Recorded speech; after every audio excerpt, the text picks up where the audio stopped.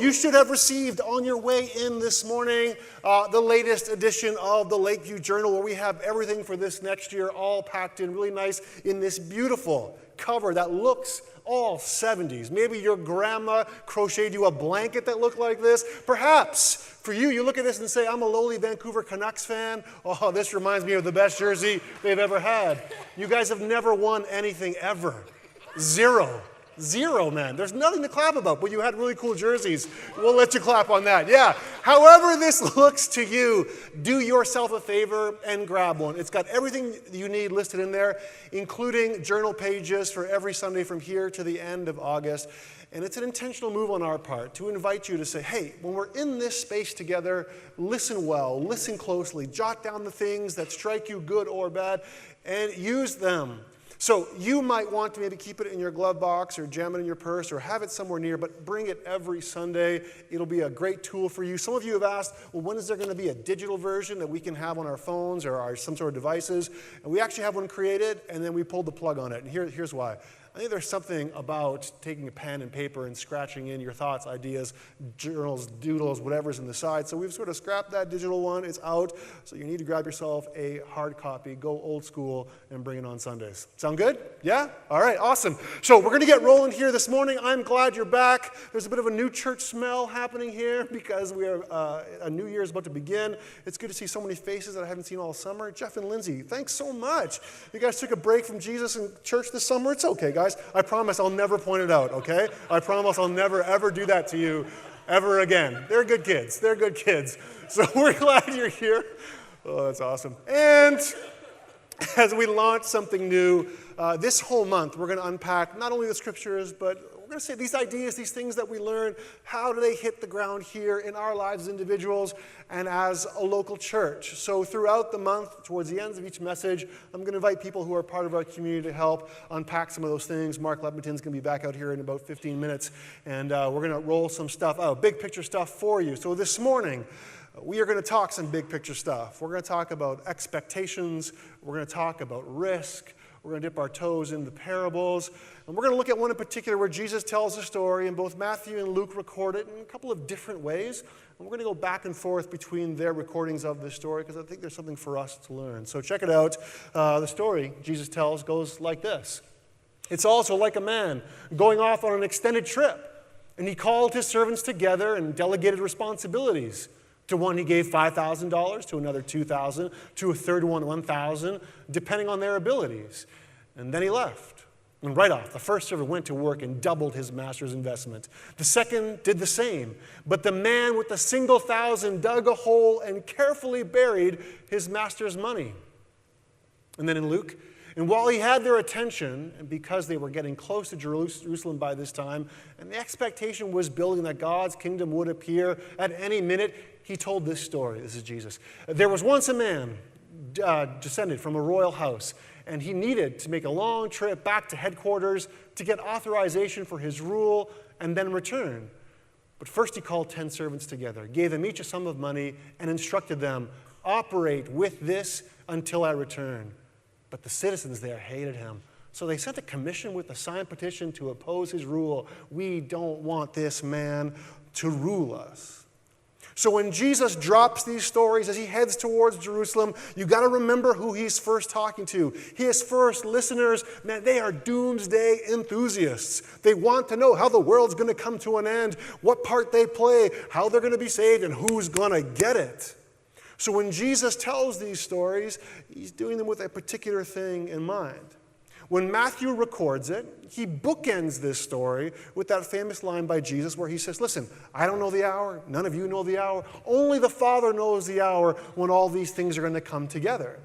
And then in Luke, interestingly enough, this story actually follows the story of Zacchaeus. Do you remember the story of Zacchaeus? Zacchaeus was a wee little man, and he climbs up this tree to see Jesus. At the end of the story, he dines with Jesus, and everyone is scandalized.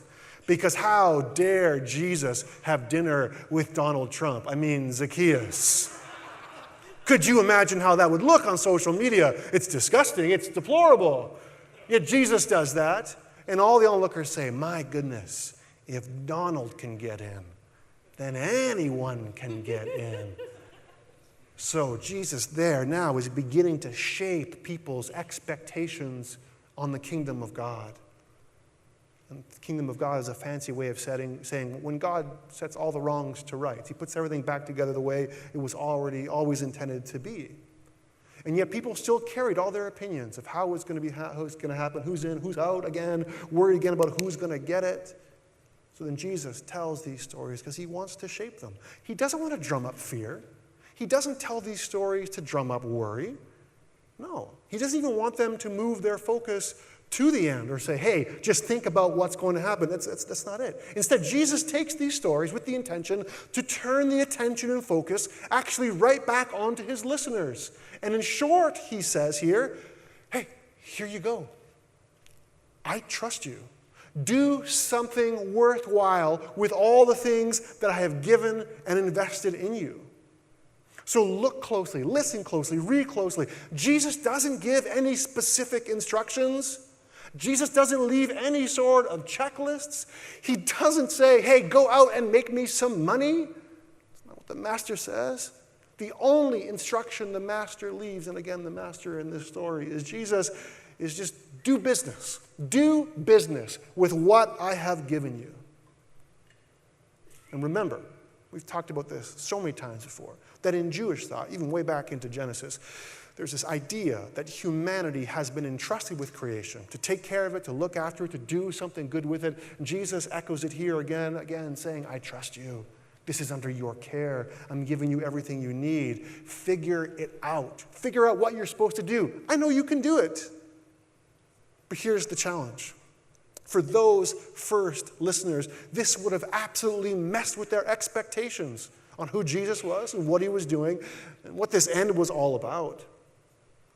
And maybe as we reframe this parable for you this morning, maybe some of your expectations are getting tweaked a little bit too.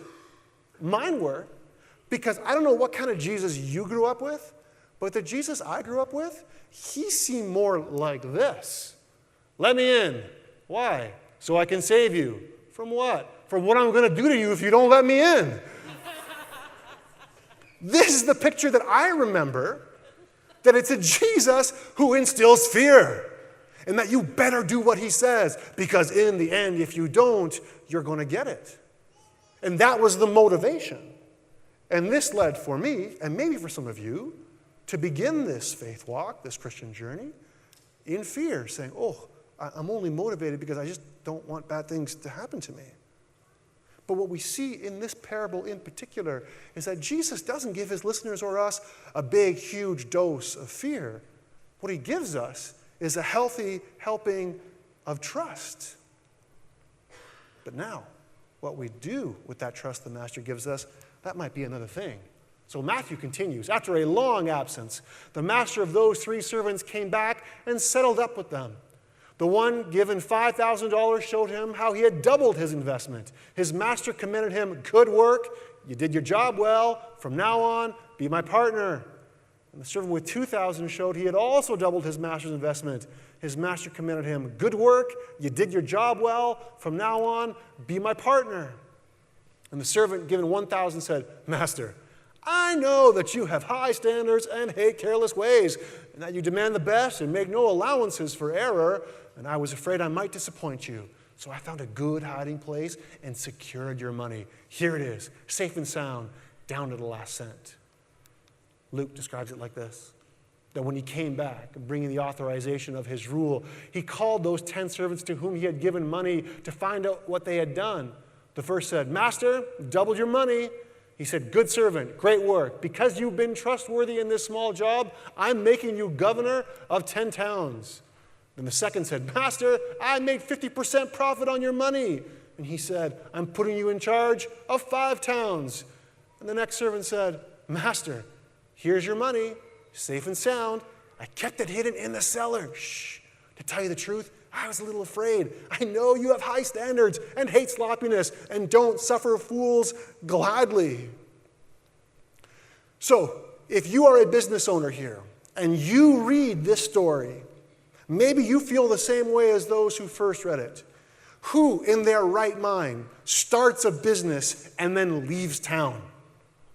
Have you ever started I've started a business before. Your hands are into that for a year, 2 years, 3 years. You got your fingerprints all over it because you want to manage it, take care of it. So Jesus tells this story and people are scratching their heads. Why would the master start this and then just leave? And especially in Luke's retelling, the master is heading out to assert his leadership. So he's going out to get the right papers to be authorized. So maybe then for his investors, they're thinking to themselves, so if I use his money and I do well with it and he actually comes back as a ruler, I am gold.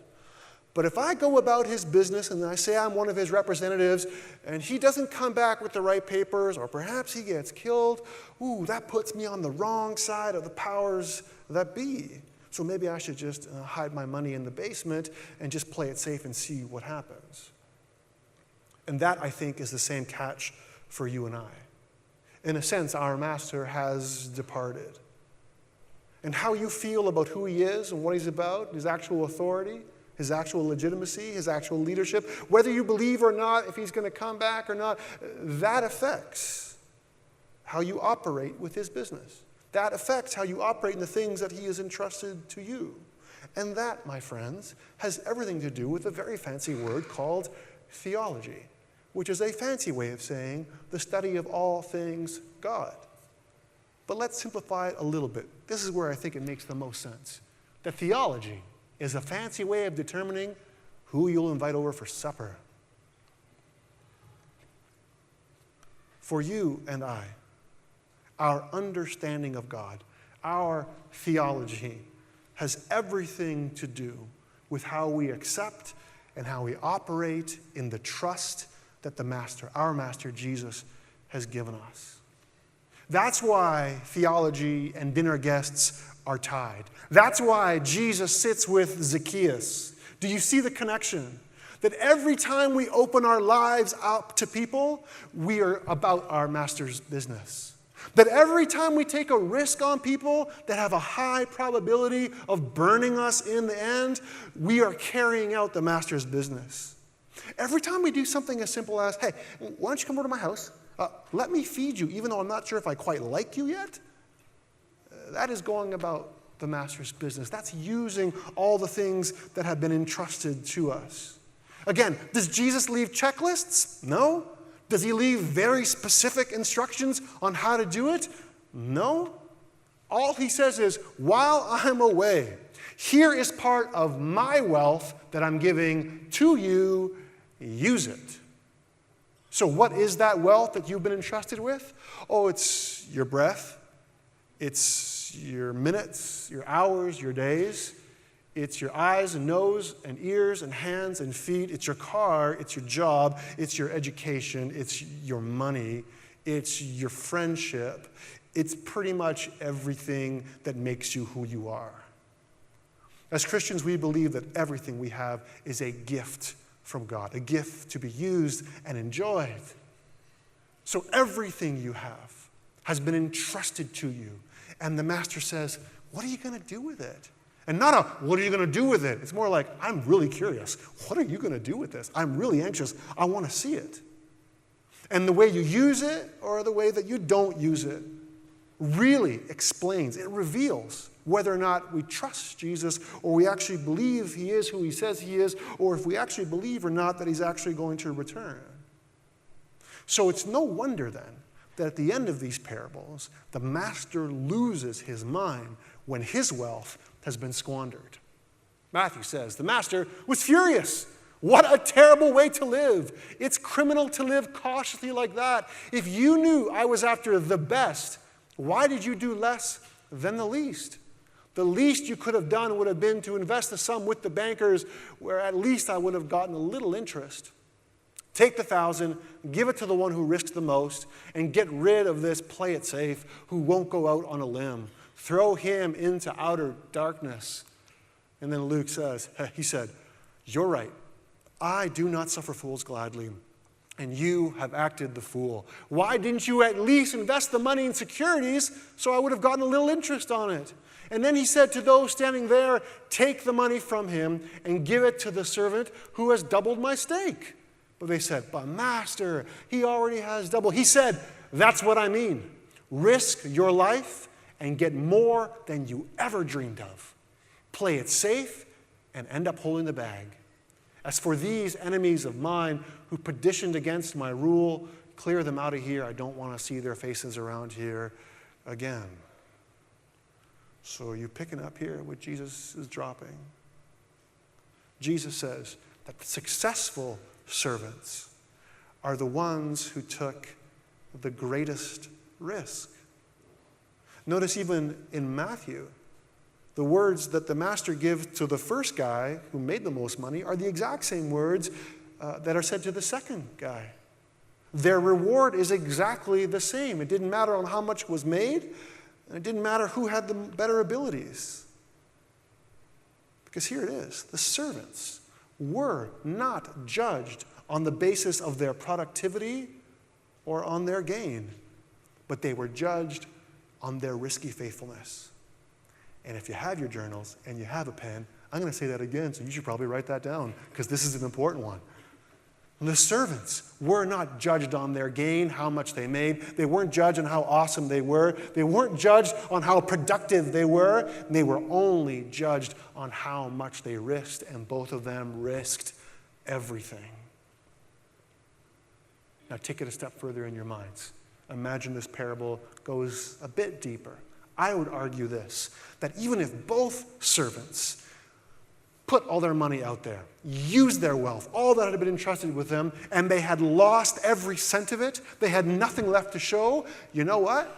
I think the master would have equally rewarded them. Because again, the point wasn't how much did you make, it's what did you do with it? Did you operate in it? He doesn't care, the master, if you made money. He cares about whether or not you joined in the work. Did you notice that in the parable? That not once did the master ask, where's my money? Did you make any money? He asks, how much business have you transacted?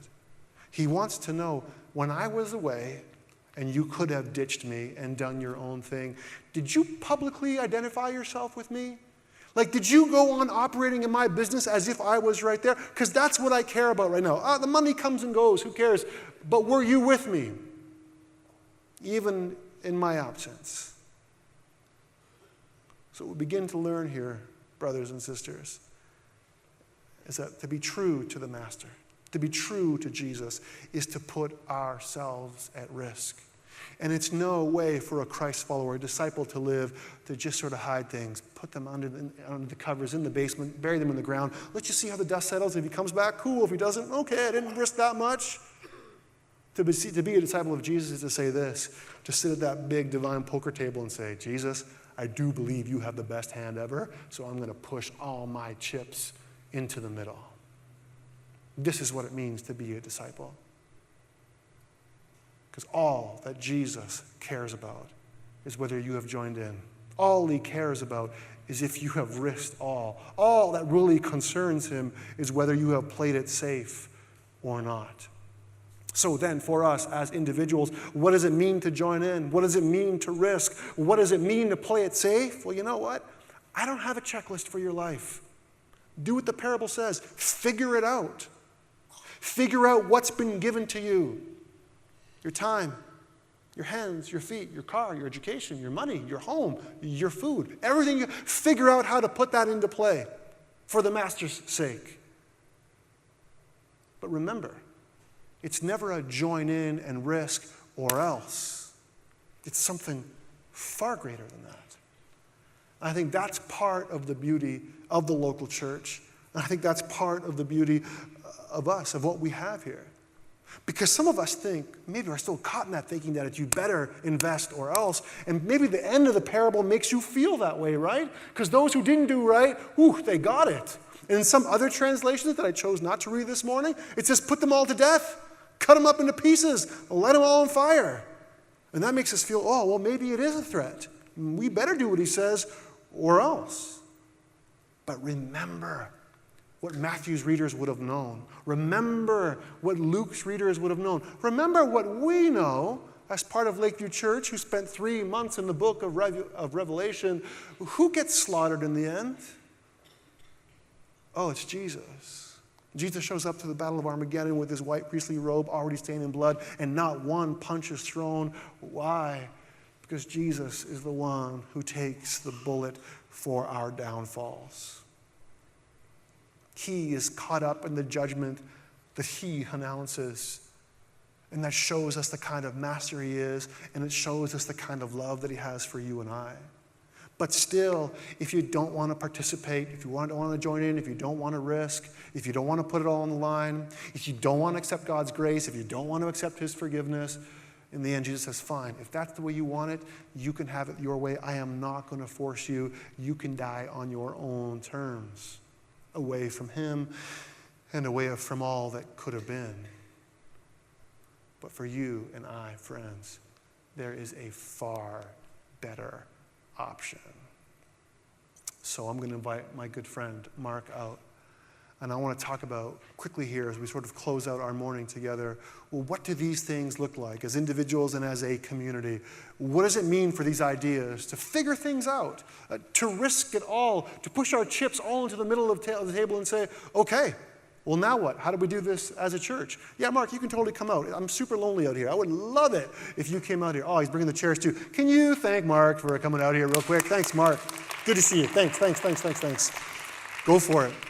Thanks, Tim.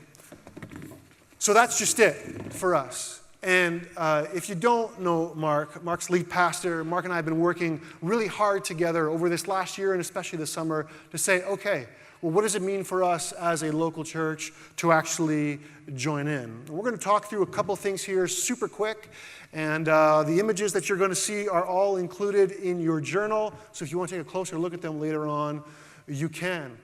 So right off the bat, I think this is page 14 or 15 on your journal, we think to ourselves, we've been entrusted with things like resources, things like our money. So when Mark and I were talking about this and what it means for us as a church, we decided to divide up our budget in these 4 ways. And there's one in particular that I want to point out to you. Mark's going to grab a couple of others in a second, is that very bottom category for 11%. So 11% of what we bring in as a community goes to what happens here on a Sunday. And we wanted to be really clear about that. We're making a point. We're making a statement. That what we do here is important. It's valuable. We need to be together. But this isn't the end. This isn't the goal. This is the motivation. This is the fuel in the tank that actually springboards us to do the actual work of the church. And one of the things that it equips us to do and launches for us is the ability to serve. The ability to serve those around us. And that's been a value of Lakeview Church for forever, as far as I can hear. And it's still a very, very important part of who we are. We don't want to just be the people that sit in church. We want to be people who change our city and people who change the world. As you can see on the chart there, 14% of our budget, about $188,000, is earmarked for a number of projects that go beyond the church. And this includes the work that we do with vulnerable children, both in Africa and in St. John's School. It also allows us to assist people who are going through extreme hardship as they come up during different years in different places. And it also helps us to support the work of the Free Methodist Church in Canada, whose mandate is a healthy church within the reach of every Canadian and beyond. We support that work as well, and we also support the work that they do overseas. They're involved in many different countries in Africa and in the Caribbean as well. In the facilities area, we spend 30% of our budget on our building. Everything that we do at Lakeview Church is focused on honoring God and bringing about life change and renewal and being a blessing to people. And this building serves to provide a place to do that. That's why we have a building. It's an investment in the work of the church. And we work hard to keep the cost at a minimum. Having a building of this size is not cheap, but we work hard to keep it affordable as we can. And when we aren't using it, we share it with people in the city so that they can take advantage of it as well. Mm-hmm. And I hope you can see how this is escalating. And I love the idea that this building is just a tool that we use to accomplish the real stuff. And in that top line, you see that the majority of our budget goes to ministries. And you see all the hanging signs that we have here. You see all the things that we have laid out in the journal. You see the 12 or so staff people that we trot out here, where the majority of them are all part-time. We run a lean ship, a tight budget, but we put our money where our mouth is, recognizing that to do the work of the church requires resources, and we want to make the most important things the most important, and the lesser important things less important. Do we want to see some of those numbers grow? Actually, all of them? Of course we do. Is it perfect right now? It's not, but we're going somewhere. I think we're better than we were a year ago, or 2 years ago, or 3 years ago. Because I hope you see the shift that's happening with us as a church and as we lead. That it's not just about Sundays, and it's not just about the dollars. It's about what are we doing with people? Because every single one of these dollars represents people. Maybe you've seen this chart already in your journal. And I've just broken down some of the numbers here. We want to stress, and we've talked about this at length as a leadership and as a board, that everything that we do here comes down to people and their stories. So we had 2 discipleship teams go out. We used to call them missions teams. We're going to call them discipleship teams now. That's 2. Do we want more? Yeah, but we still sent out 2. Or our building, that over 2/3 of the year there are people in here. Whether we're giving it away for free or it's a rental, this becomes a community venue. Now, that's a good thing. If the floors get scratched or there's a hole in the wall, who cares? It's just a tool. We've got volunteers. 300 of you have said, yes, I'm plugged in, I'm doing stuff.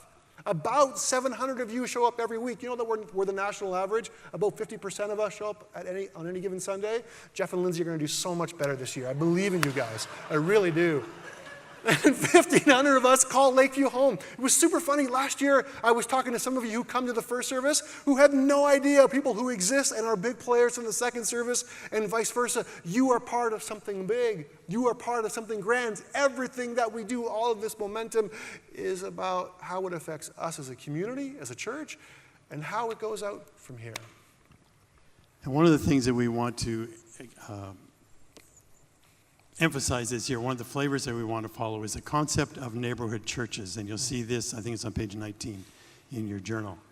When most people think of Lakeview Church, they think of this building. And it's a great building, but it's not the church.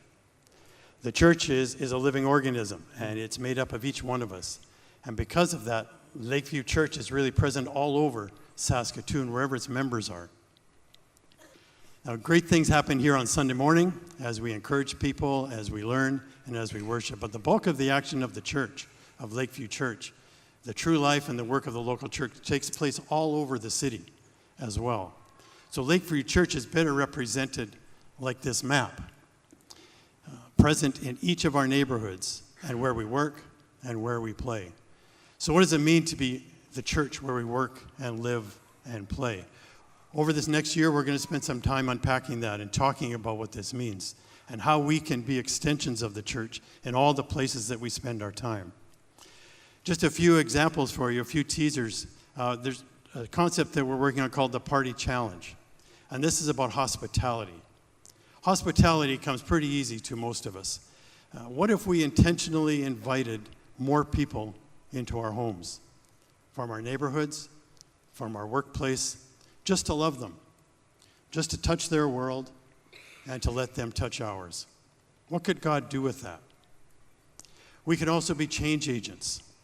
What about shouldering some of the work that makes our neighborhood a better place? We can join committees. We can help overwhelmed parents. We can help the immigrant neighbor navigate City Hall or in social services, or help them get their driver's license. Showing love to people just because we think they're worthy of the love. What can God do with that?